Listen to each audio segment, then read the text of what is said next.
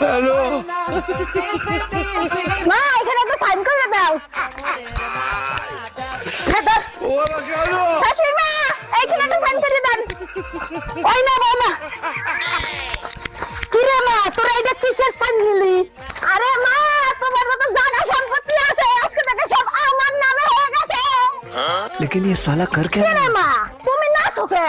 আরে আমার জায়গা সম্পত্তি এই তো 10 টাকা ব্যাংকে তালো নামছি। বাপ রে আরে বৌমা তুমি নাচতেছো কেন?